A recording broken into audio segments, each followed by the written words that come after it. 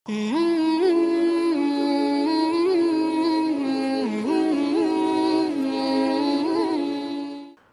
আলাইকুম ওরহমতুল্লাহি ওবরাকাতুহ। বিআরবি মোনাজাতে সকলকে জানাচ্ছি আন্তরিক শুভেচ্ছা এবং মুবারকবাদ। আশা করছি সবাই ভালো আছেন।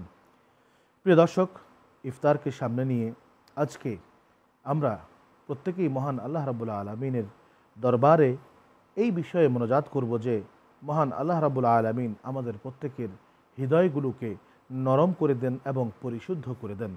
রোজা অবস্থায় ইফতারকে সামনে নিয়ে আমরা দুটি হাত তুলে এই হৃদয়ের সাফাইয়ের জন্য মহান আল্লাহ রাব্বুল আলামিনের দরবারে মোনাজাত করি। আল্লাহুম্মা আমিন।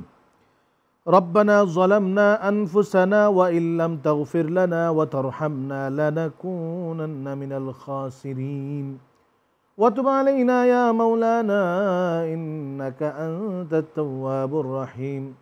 ইয়া রাব্বাল আলামিন, দয়া করে আল্লাহ আমাদের রোজাগুলোকে তুমি কবুল ও মঞ্জুর করে নাও। রব্বাল আলামিন, তোমার প্যারা নবীজি পবিত্র হাদিস শরীফের ইরশাদ করেছেন, মানুষের বুকের মধ্যে একটি মাংসপিণ্ড রয়েছে, সেই মাংসপিণ্ড যদি সহি থাকে তাহলে তার সব কিছু সহি হয়ে যাবে। সেই মাংসপিণ্ডটি যদি কলুষিত হয়ে যায় তার জীবনের সমস্ত কিছুই কলুষিত হয়ে যাবে, এবং সেটি হচ্ছে কলব। রাব্বুল আলামিন, এই পবিত্র রমজান মাসের ওসিলায় আমরা তোমার কাছে চাচ্ছি আমাদের প্রত্যেকটি রোজাদারের কলবগুলোকে তুমি পরিশুদ্ধ, পরিষ্কার, পরিচ্ছন্ন করে দাও। রব্বুল আলামিন, আমাদের অন্তরের যেই সমস্ত পাপ পঙ্কিলতা রয়েছে, যেই সমস্ত কুরিপু রয়েছে, সমস্ত কুরিপু থেকে আল্লাহ আমাদের প্রত্যেককে তুমি মাফ করে দাও।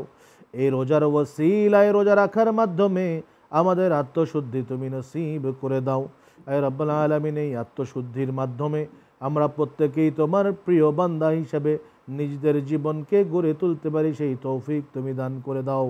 আমাদের প্রত্যেককে আল্লাহ মনগুলোকে তুমি নরম করে দাও, যাতে করে আল্লাহ আমরা প্রত্যেকটি তোমার সৃষ্ট জীবের উপরে দয়া করতে পারি। সেই রকম নরম মন, নরম দিল আমাদেরকে তুমি নসিব করে দাও। রব্বুল আলামিন, এই রমজান মাসে ইফতারকে সামনে নিয়ে যেই দোয়া করা হয়, আয় রব্বুল আলামিন, তুমি দোয়া কবুল করে থাকো বলে আমরা হাদিস শরীফে জেনেছি। রব্বুল আলামিন, দয়া করে আমাদের প্রত্যেকের মুনাজাতগুলোকে তুমি কবুল ও মঞ্জুর করে নাও। ওয়া সাল্লাল্লাহু তাআলা আলা খাইরি খালকিহি মুহাম্মাদিন ওয়া আলিহি ওয়া আসহাবিহি আজমাইন বিহাক্কি লা ইলাহা ইল্লাল্লাহু মুহাম্মাদুর রাসূলুল্লাহ সাল্লাল্লাহু আলাইহি।